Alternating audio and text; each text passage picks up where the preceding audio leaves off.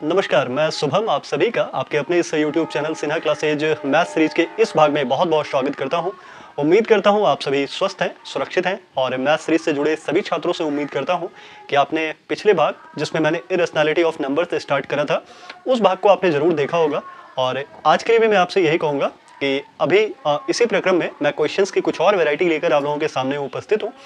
तो जब तक आपका बोर्ड आ जाए उससे पहले आप इन क्वेश्चंस को पूरी तरह से कर लें, क्योंकि मैंने लास्ट भाग में आपसे कहा था कि इस तरह के क्वेश्चंस मैंने देखा है शायद ही कोई ऐसा साल रहा हो जब सीबीएसई बोर्ड ने अपने एनुअल एग्जामिनेशन में या बोर्ड एग्जाम में ऐसे क्वेश्चंस ना पूछे हों। तो इनका एक विशेष खास महत्व है, एक तरह से पैट क्वेश्चंस कह लें आप इसे सीबीएसई का। तो आज हमारे पास क्वेश्चन की वैरायटी इस तरह की है, prove that these are irrationals. सिद्ध कीजिए कि 1/√2 और 7√5 ये दोनों ही इरेशनल्स हैं। थोड़ा सा मैं आपको number system real numbers revision करवा दूं कि मैंने वहां आपको बताया था कि जब एक इरेशनल नंबर को किसी रैशनल नंबर से डिवाइड किया जाता है या इरेशनल नंबर से रैशनल नंबर को डिवाइड किया जाता है तो उसका जो रिजल्ट होता है वो इरेशनल होता है। तो जाहिर सी बात है कि 1/√2 इरेशनल है और 7√5 भी इरेशनल है, क्योंकि यहाँ rational is multiplied by irrational हो रहा है। तो इस प्रक्रम में सॉल्यूशन में हम लोग आगे बढ़ते हैं। तो सबसे पहले ऐसे क्वेश्चंस में हम लोग क्या करते हैं, अगर कोई स्टूडेंट पहली बार इस भाग को देख रहा है तो उसके लिए मैं उसकी सुविधा के लिए डिस्क्रिप्शन में पिछले भाग का लिंक डाल दूंगा, वहां से आप इसके पहले भाग को जरूर देख लें फिर देखें इसे। तो सबसे पहले हम लोग ये मान लेते हैं let 1/√2 is rational. We know that it is not correct. हम जानते हैं कि ये करेक्ट नहीं है, ये सही नहीं है, लेकिन फिर भी ऑन द कॉन्ट्रेरी हम ये मानकर चलते हैं कि 1/√2 रैशनल है, एक परिमेय संख्या है। तो अगर 1/√2 परिमेय संख्या है तो इसका सीधा सा मतलब हुआ कि there must be exist two integers, there must be exist two integers a and b such that, इस तरह से कि 1/√2 इज इक्वल्स टू a/b लिखा जा सके, क्योंकि रैशनल नंबर को p/q के फॉर्म में लिखा जा सकता है, जहां पे कि p और q यानी यहां पर a and b are integers, ये दोनों इंटीजर्स हैं, and a and b are co-primes, ये को-प्राइम्स भी हैं। को-प्राइम्स का मतलब क्या होता है कि उन दोनों के बीच का HCF 1 है, या आप ये कह लें कि उन दोनों के बीच एक ही कॉमन डिवाइडर है और वो 1 है। तो अब हम लोग अगले स्टेप में क्या करेंगे, अगले स्टेप में हम लोग स्क्वायरिंग बोथ साइड करेंगे, दोनों तरफ स्क्वायर करेंगे, स्क्वायरिंग बोथ साइड्स। ध्यान रखिएगा, मैं फिर दोहरा देता हूं कि ये सीबीएसई बोर्ड एग्जाम के मद्देनजर एक बहुत ही महत्वपूर्ण सवाल है।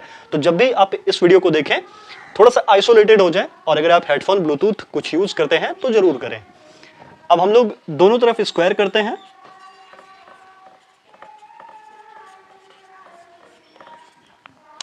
We get 1/2 is equals to a²/b²। जगह की कमी है तो मैं इधर थोड़ा सा कर देता हूं। It means 2a² is equals to b²। Therefore we can write a² is equals to b²/2। अब देखिए यहां से हमें क्या नतीजा देखने को मिल रहा है, हमें यहां से ये नतीजा मिलता है कि if b² is divisible by 2,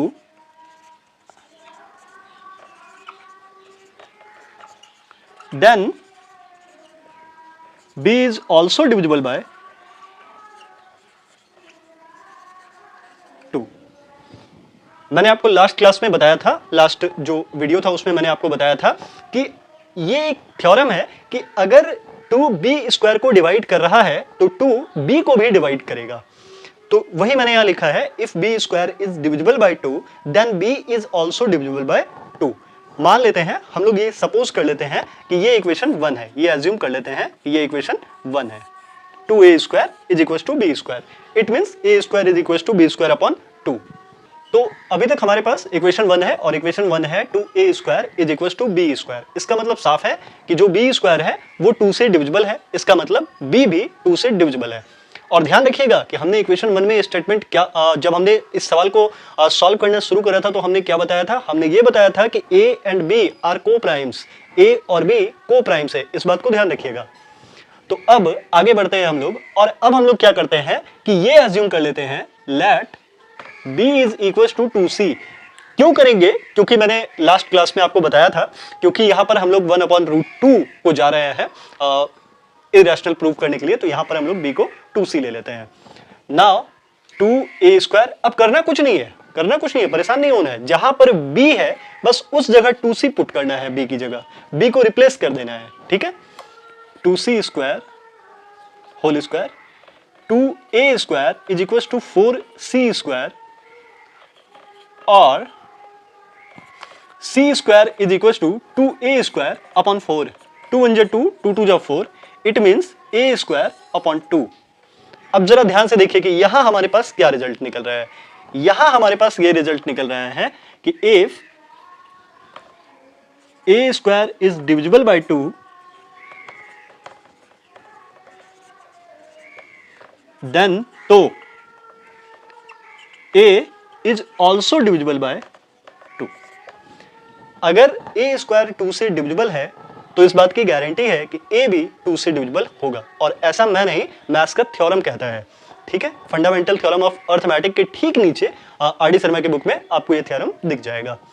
तो अब अगर हम लोग ये मान लें कि ये इक्वेशन 2 है, यानी इसका रिजल्ट यही है, ठीक है, तो हमें इक्वेशन 1 और 2 से ये पता चलता है कि b और a इन दोनों का एक कॉमन फैक्टर 2b है, ठीक है। लेकिन जब हमने क्वेश्चन सॉल्व करना शुरू किया था, हमने क्या बताया था कि ये दोनों कोप्राइम्स हैं और इनके बीच का HCF केवल 1 है। तो इसका मतलब फ्रॉम इक्वेशन 1 एंड 2 हम लोग लिख सकते हैं ऐसा, from equation 1 and 2 we observe that 2 is a common factor of A and B। हम लोग ऐसा लिख सकते हैं, from equation 1 and 2 we observe that 2 is a common factor of A and B which contradicts the fact। अच्छा, ये विरोधाभास खड़ा करता है। किस फैक्ट पर विरोधाभास खड़ा करता है? Which contradicts the fact A and B are co-primes. ये इस बात पर विरोधाभास खड़ा कर रहा है कि A और B को-प्राइम्स हैं। तो ऐसा हुआ क्यों? ऐसा इसलिए हुआ कि हमारा सपोजिशन जो था, जो हमने माना था, वही गलत था। It means our supposition was और is wrong। हमारा सपोजिशन गलत था। 1/√2 is not a rational number,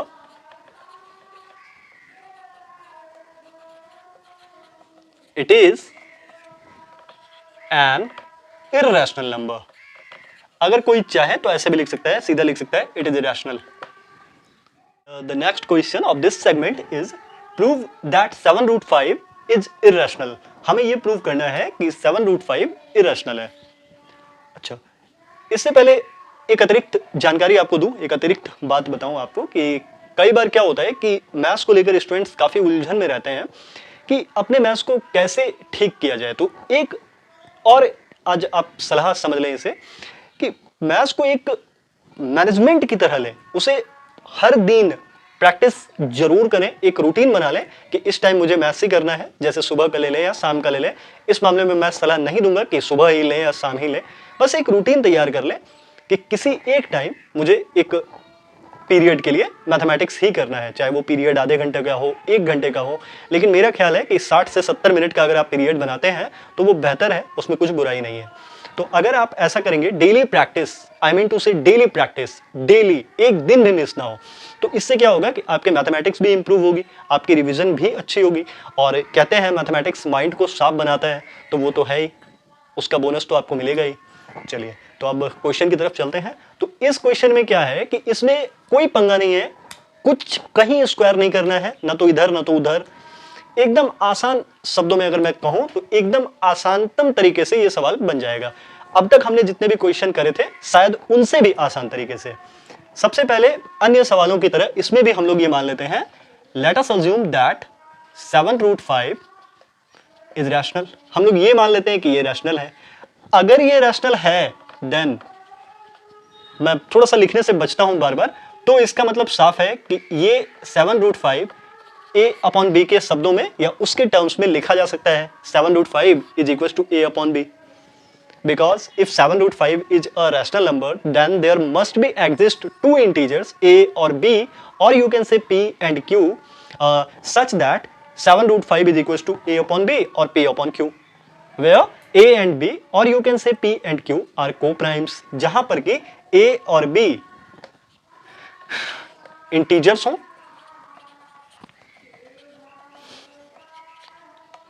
and a and b are को प्राइम्स। देखिए मैंने कहा ना एक क्लॉज उसमें और ऐड होता है कि q is not equals to 0, यहां पर b is not equals to 0, लेकिन उस क्लॉज का काम नहीं है हमें इस वक्त, इसलिए हम वैसा नहीं कर रहे हैं। लास्ट क्लास में मैंने आपको बताया था।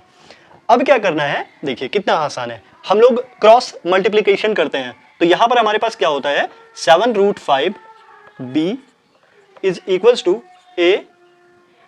Now we can write √5b is equals to a upon 7, or we can write therefore √5 is equals to a upon 7 into b. It means √5 is equals to a upon 7b. अब देखिए समझने का प्रयास करिएगा, √5 is equals to a upon 7b।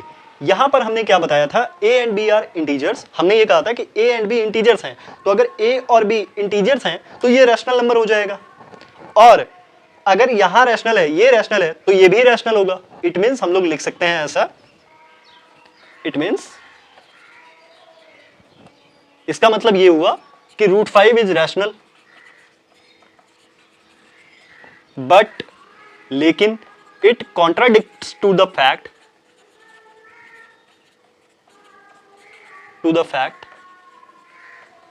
√5 is irrational. We know that, हम जानते हैं कि √5 इरेशनल है, और यहां इस इक्वेशन से हमें ऐसा लग रहा है कि √5 इरेशनल है। तो ये कॉन्ट्राडिक्शन क्यों खड़ा हुआ, ये कॉन्ट्राडिक्शन इसलिए खड़ा हुआ क्योंकि हमारा सपोजिशन ही गलत था। This means our supposition was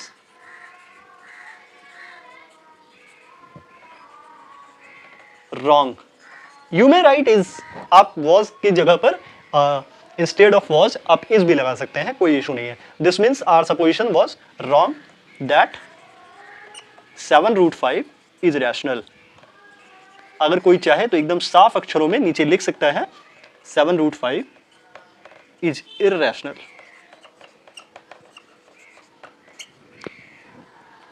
proved.